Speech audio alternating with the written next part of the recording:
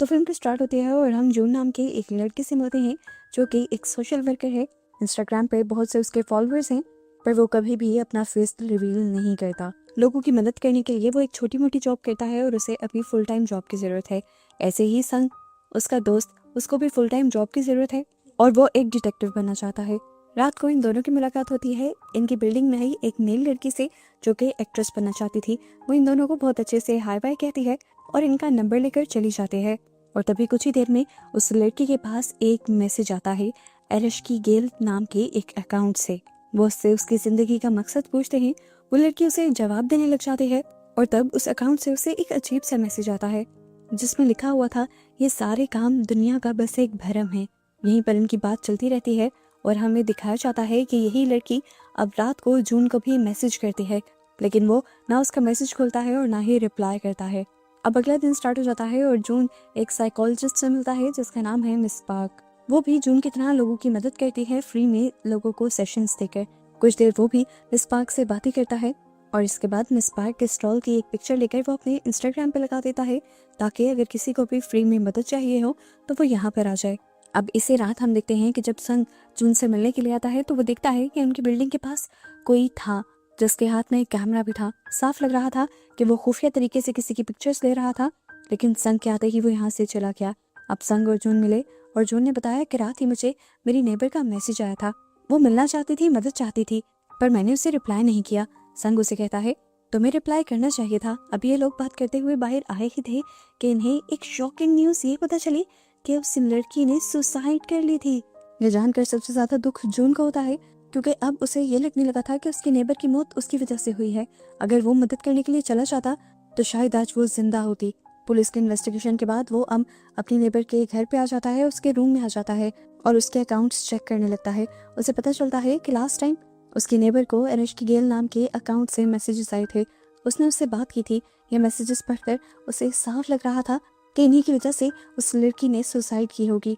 सन को भी वो ये बात बताता है कि इस अकाउंट से मैसेज आने के बाद उसने अपनी जान ले ली थी। ये लोग अब उसी अकाउंट पर मैसेज करते हैं और पूछते हैं कि आखिर तुमने हमारी नेबर के साथ किया क्या।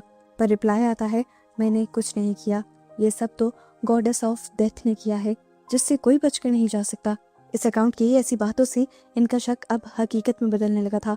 ये लोग इस अकाउंट के बारे में जाकर डिटेक्टिव को बताते भी हैं, लेकिन डिटेक्टिव जवाब में कहते हैं, तुम्हारी नेबर ने सुसाइड की है, सारी पोस्टमार्टम रिपोर्ट भी आ चुकी है और इसके पीछे कोई जिम्मेदार नहीं। वो जून और संग की बात समझ ही नहीं रहे थे, इसलिए जून और संग ने फैसला किया कि वो दोनों खुद ही इस लड़की को इंसाफ दिलवाएंगे और यही उसकी मांगी हुई मदद का आखिरी जवाब होगा। अब एरश की गेट के बारे में और जानने के लिए ये लोग एक हैकर के पास जाते हैं जो इस अकाउंट का एड्रेस जानने की कोशिश करती है, पर नाकाम हो जाती है क्योंकि जो भी ये अकाउंट चला रहा था वो वीपीएन का इस्तेमाल करता था। लेकिन हाँ, एक बात का वो पता जरूर चला लेती है कि एरश की गेल जिसको भी मैसेजेस करता है उसके बाद अगले दिन या दूसरे दिन उस इंसान की मौत हो जाती है। यानी वो एक साइको सीरियल किलर था जो डिजिटली बिना सबूत छोड़े लोगों को मार रहा था। इसी दौरान हम देखते हैं कि सामने वाली बिल्डिंग से कोई आदमी छुपके से इनकी पिक्चर्स ले रहा था। ये वही आदमी था जो उस दिन संग से भी टकराया था। इस टाइम जून और संग बहुत ज्यादा कंफ्यूज थे। अगले दिन वो उसी साइकोलॉजिस्ट के पास जाते हैं जिससे वो पहले भी मिले थे। ये लोग यहाँ आकर मिस पार्क से सवाल करते हैं कि क्या कोई इंसान बातें कर करके किसी दूसरे इंसान को ऐसी सिचुएशन तक ला सकता है कि वो अपनी जान ले ले। मिस पार्क कहती हैं, हाँ, जिसकी साइकोलॉजी पर अच्छी पकड़ होगी वो ऐसा कर सकता है और हमें ऐसे लोगों से बचकर रहना चाहिए। ये बातें जानकर वो लोग भी डर जाते हैं और अब अपने एक यूट्यूबर दोस्त के पास जाते हैं। वो उसे सारी बात बताते हैं कि इस तरह एरश के गिल के अकाउंट से जिसको मैसेज आता है वो अपनी जान ले लेता है। वो कहता है कि प्लीज़ इसके बारे में एक ब्रॉडकास्ट करो ताकि ज़्यादा से ज़्यादा लोगों की जान बचाई जा सके। अब ये लोग ये सब करके निकले ही थे कि इन्हें नूरी का मैसेज आया, उसी हैकर का जो उसे अब अपने ऑफिस बुला रही थी। वो बताते हैं कि एरश की गेल का उसे भी मैसेज आया था, पता नहीं कैसे, पर एरश की गेल को ये पता चल गया था कि ये लोग उसके बारे में पता चलाने की कोशिश कर रहे हैं। और अब एरश की गेल ने उससे पूछा था कि तुम्हारी लाइफ का मकसद क्या है। इन सारी बातों के बाद नूरी बताती है कि मुझे साफ पता है कि इस टाइम कोई ना कोई हम पर नजर रखे हुए है। नूरी की बातों के बाद ये और ज्यादा परेशान हो जाते हैं, अपने लिए भी और नूरी के लिए भी, क्योंकि नूरी एक लड़की थी। खैर, ये लोग जब बाहर जाते हैं तो देखते हैं कि सामने वाली बिल्डिंग के ऊपर एक लड़का अभी भी इनकी तस्वीरें ले रहा था। इस लड़के को इन्होंने कई मर्तबा देख लिया था और एक मर्तबा तो रंगे हाथों पकड़ने की कोशिश भी की थी, लेकिन तब वो लड़का इनके हाथ से निकल गया था। अब ये लोग जल्दी से नूरी को कॉल करते हैं और बताते हैं कि वो लड़का तुम्हारी बिल्डिंग के ऊपर है। नूरी जल्दी से बिल्डिंग के ऊपर जाकर उस आदमी को पकड़ लेती है, जिसके बाद ये उसे पकड़कर अपने घर पर लेकर आते हैं। एक दो मर्तबा थप्पड़ मारने के बाद वो लड़का सब उगल देता है कि मैं जो कुछ भी कर रहा हूँ वो अरेस्ट की गेल के लिए कर रहा हूँ। मैं उसे पर्सनली नहीं जानता, लेकिन एक दिन मुझे उसका मैसेज आया था। वो मेरे बारे में वो कुछ भी जानती है जो मैंने अपने आप से भी छुपा कर रखा, और इन्हीं सब चीज़ों की वजह से वो मुझे ब्लैकमेल करके मेरे से सारे काम करवा रही है। अभी तक तो इन लोगों को उस पर तरस आ रहा था, लेकिन जो अगली उसने बात बोली उसकी वजह से संग और जून को उसके ऊपर बहुत गुस्सा आया कि यहाँ तक कि दोनों ने उसे मारना शुरू कर दिया। वो कहता है असल में दूसरों की लाइफ पर नजर रखना मेरी हॉबी भी है। बस यही वो बात थी। उसके बाद जब ये दोनों उसे मारने की कोशिश करते हैं तो नूरी उन्हें रोक देती है। इस आदमी की कहानी जानने के बाद ये लोग जान गए थे कि अरेस्ट की गेल को ये लोग जितना सिंपल समझ रहे थे उतना सिंपल यहाँ पर सब कुछ था नहीं। वो एक बहुत बड़ा गेमर था। इससे पहले कि ये लोग और इन्वेस्टिगेशन कर पा गई, अगली सुबह इन्हें डिटेक्टिव की कॉल आती है, जिसमें इन सब के लिए एक खुशखबरी थी। डिटेक्टिव बताते हैं कि तुम्हारे अलावा भी हमें कई लोगों ने अरेस्ट की गेल की कंप्लेन की। हमने फौरन इन्वेस्टिगेशन शुरू कर दी और जब हमें उसके घर का पता चला तो हम उसके घर उसे पकड़ने के लिए गए, लेकिन उससे पहले कि हम उसे पकड़ पाते हमने देखा कि वो पहले से ही सुसाइड कर चुका था। ये सुनकर जून की सांस में सांस आती है और अब डिटेक्टिव उससे कहते हैं तुम्हें भी परेशान होने की और ज़्यादा ज़रूरत नहीं, अब बस ये अपने अंदर का डिटेक्टिव बंद करो और जाओ जाकर कोई काम धंधा ढूंढो। यही बात वो जाकर रात में अपने दोस्तों को बताता है, यानी संग को और नूरी को, लेकिन नूरी कहती है मुझे इस बात पर बिलीव नहीं, मैं नहीं मानती कि इतना बड़ा किलर इतनी आसानी से अपनी जान ले ले। नूरी की ये सारी सोच सही भी निकलती है। रात में जब नूरी सो रही होती है तो दोबारा उसे अरेश की गेल के अकाउंट से एक मैसेज आता है और हमें अब समुंदर के पास खड़े हुए अरेश की गेल को भी दिखाया जाता है। इस टाइम उसकी शक्ल तो हमें नहीं दिखाई गई, लेकिन हाँ ये ज़रूर दिखा दिया गया कि वो जिंदा ही था। यहीं दूसरी तरफ जंग का वो यूट्यूबर दोस्त जंग को कॉल करता है और बताता है कि अरेश की गेल अब सब लोगों के सामने आ गया है और उसने एक बहुत बड़ी ब्रॉडकास्ट करने का फैसला किया है जिसे हजारों बच्चे ज्वाइन करने वाले हैं। ये बात सुनकर जून और संग को पता चल गया था कि अब अरेश की गेल एक ही साथ कई हजार बच्चों को अपना निशाना बनाने वाला है।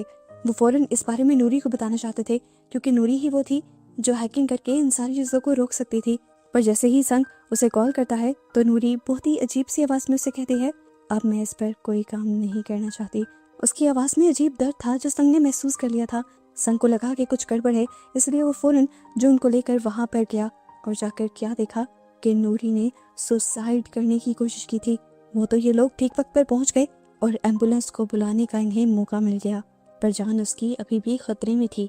इसके बाद ये लोग अपने यूट्यूबर फ्रेंड के पास जाते हैं और उसका यूट्यूब प्लेटफॉर्म को इस्तेमाल करते हुए एक और ब्रॉडकास्ट करते हैं और यहाँ लाइव अरेश की गेल को चैलेंज करते हैं। चैलेंज करने वाला इस टाइम संग था और उसके चैलेंज के जवाब में अरेश की गेल जो उसे जवाब देता है उससे संग खुद हैरान हो जाता है। उससे संग के बारे में भी बहुत सी ऐसी बातें पता थी जो संग ने आज तक किसी को भी नहीं बताई थी और बस ये देखना था कि संग शॉक रह गया और आगे कुछ ना कर पाया।